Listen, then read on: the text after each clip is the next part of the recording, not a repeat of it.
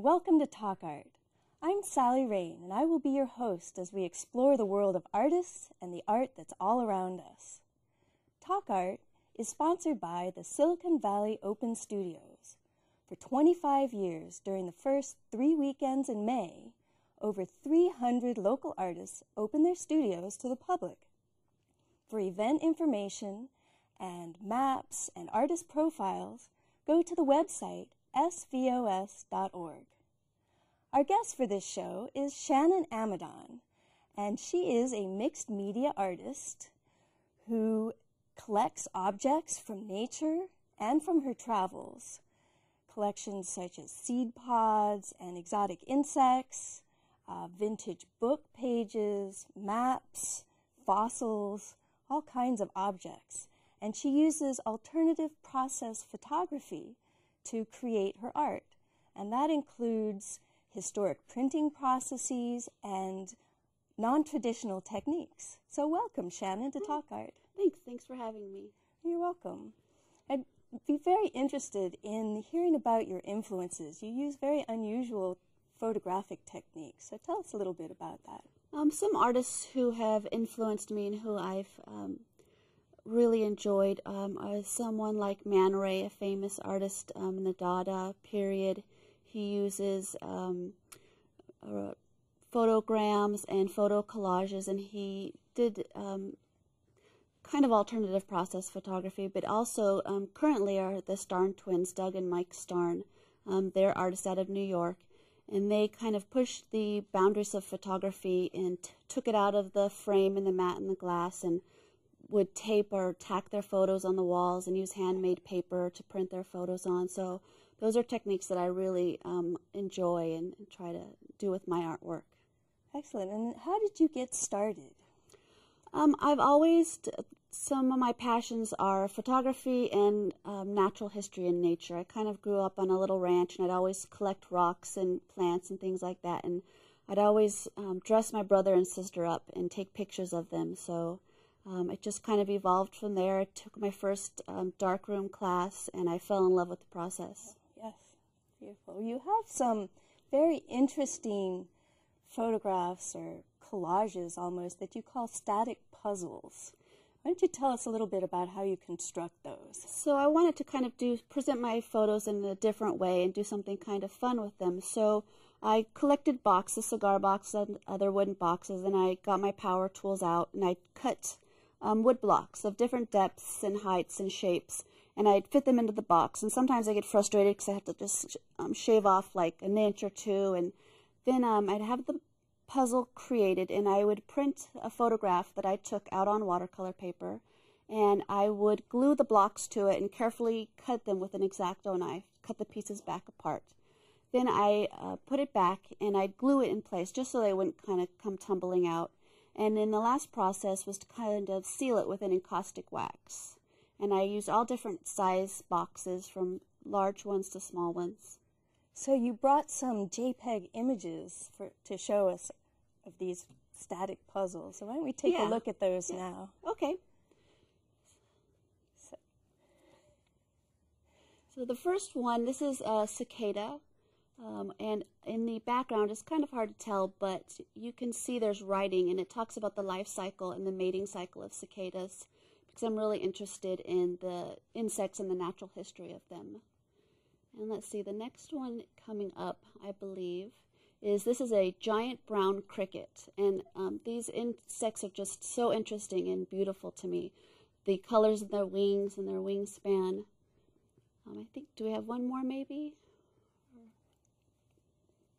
That might be it. Okay. Okay, yeah. So I did bring some in studio. You brought some into the studio as well. So when you say you take photographs of the insects, do you actually have the insects in your studio? Yes. One of the things I love to do is collect insects. Some people kind of think it's creepy and weird, but I find them fascinating and beautiful, all the different shapes and sizes and the iridescence of them. So I have an extensive insect collection, everything from, beautiful moths and butterflies to huge beetles and walking sticks, and I photograph them in my studio. I have a little photo setup where I can photograph them on a copy stand. So do you go out in nature and collect them yourself sometimes? Sometimes. I don't like killing them myself, but I Right. have learned to, I've taken classes on how to pin the insects and also how to catch them. But a lot of them I purchase from a natural history store, or I get them on my travels. Like I've been to Thailand and Cambodia, and they have great insect specimens. So. Oh, wow. Yeah. I've been to an insect collection at the San Francisco Zoo. Have you seen that one? Yes, It's just phenomenal. It's amazing. Yes. Yeah, definitely. so the colors that you choose are really beautiful. So tell us about the one that's next to you. So this is a red glider moth, and it's just, this is one of the bigger pieces that I make of the puzzles because they're kind of, I don't want to get too big with them. So red glider moth, and then the one that's over next to you is a purple swallowtail. So sometimes it's interesting that the moths can be even more beautiful than actual butterflies. So. Yeah, they definitely can. Yeah. And then you have also very small pieces as well. Yeah, I like to create little miniature pieces as well. Kind of, they're nice because they can hang on the wall or just kind of sit here like little treasures.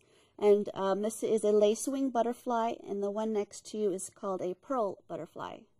So it's easier just because there's fewer pieces too in the puzzle. It's smaller. Exactly. I like the way that it's multi-leveled in there. Yeah, I wanted something so it wasn't just, again, a flat kind of photograph. Gives it some depth and some interest, and I would paint the sides of the blocks as well just to pop out the colors. So, and you created a video of yourself in your studio that is a time-lapse video of creating one of these static puzzle pieces. Yes. So tell us a little bit about how you set that up. So I have a software program that I have on my laptop and a video camera. So I just had to get everything, all my materials set up and ready ahead of time because I wanted to do it all in one take.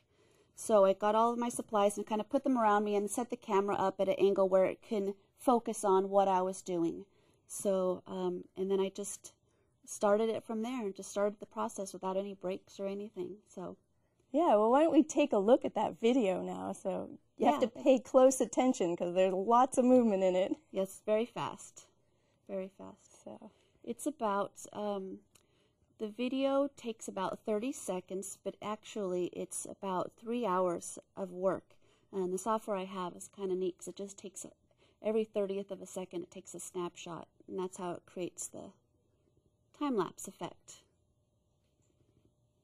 But as you can see, just have all my supplies around me and set it up. Great, so many. There it is. So it's like fast, it's on speed. So. And that was the leaf insect that you did. Yes, yes. Yes. So did you have it all planned ahead of time? You knew what you were going to do, or did you create it more as you were going? I did actually have it planned just because I wanted to make sure that I got it all in one take. Right. So I had my image already printed out and ready, and I had my blocks already cut to size just so I can build it. The process actually takes a lot longer, cutting all the blocks and painting the box and things like that. But so I did the most basic of processes with it. Yeah, that was great. Thank you. Yeah, I like to let people know how I create my work and kind of give them a peek into the studio. Yes, excellent. So when you're in your studio, what inspires you to create? I create and I make art because I don't know any different. I'm a creative person, and I like, I'm always doing something, making artwork or jewelry or even baking or anything that involves any kind of creativity. My most basic inspirations, though, are nature and natural history. Just the beauty of the simplistic seed pods or leaves are as complicated as a beetle wing. Any of those kind of things really inspire me, and I try to capture them and present them in a way maybe people haven't seen before. Yeah, so it's very interesting. The next type of art or photography that we like to talk about is you call hand-painted photography. So why don't you tell us a little bit about that process? So that process is done, again, in the studio. I go out and collect different plants and flowers, and I take photographs of them in the studio with a white background. And I develop the film and I make prints out of them, color prints. And then I will take, I'll scratch them and put chemicals on them to kind of eat away at the emulsion. And then I hand paint them with concentrated watercolor paint. So the background is all hand painted and distressed by me. So when you process the photographs, you're using a film process, right? Yes. So why don't you tell us a little bit about that? Yeah, I don't use Photoshop or any kind of digital means to create my artwork. And I don't think there's anything wrong with that, but it's just something that I don't do because I like to be more hands-on. So I use film, and the photos are printed. Since these are color, they're printed in a lab. I do have a black and white studio, but I like to be intimate with the pieces and paint them and use my hands and create. I feel it gives them more life and depth. And so you brought an example of how it starts out. So this would be the photograph on the white background. So yes, this is a photograph of a flower I took, and as you could kind of see, there's scratches in there in the flower, and then also I poured some chemical bleaches on it, and that's what gives it the bubbly kind of look. And then what I do is go in with these concentrated watercolors. These are super concentrated, and I would just go in with the paintbrush and paint all around the actual image. Okay, so you have hand-painted photographs that you brought JPEGs of, and you also have hand-woven pictures. Tell us a little bit. I recently began a series of hand-woven photographs during my residency in Costa Rica this past December, and these are photographs that I take and get printed, and then I hand-weave them. I slice them up vertically and horizontally, and I weave them together. Well, let's take a look at some of those JPEGs, and you can tell us about some of them. Great. Yeah. So these are from, this is a series I call Subtle Meditations. So it's just, this one is Chinese lanterns, and you can see the background is always white, so I painted the green in there. And the next one coming up is a glass-winged butterfly, and it's a really beautiful butterfly because you can actually see through the wings, and it just has a little bit of yellow down at the bottom. The next one is, this actual plant is called Love Lies Bleeding. It's a really interesting kind of hanging flower, and I really liked the composition of the way I photographed it. Tell us a little bit about why you use that bleach. That's really interesting. Well, I like to get it gives it kind of a lot of people say like a bubbly underwater look, or just kind of an interesting, I like the way it eats away at the emulsion, and I like kind of a nostalgic old feel to the pieces. And that interacts with the paper itself. Exactly, right? And it's completely random. I have no control over it whatsoever. So whatever happens, I put the chemicals on, and whatever happens, happens. So it's kind of fun, and you never know what you're going to get. So that's beautiful. So the next one is? This is a Luna moth, which was one of my favorite insects. It's huge, probably 3 inches across, Luna moth. And I kind of hand-painted the background to contrast the green, the natural green of the insect. So it's beautiful. Oh, thank you. And then the next one is?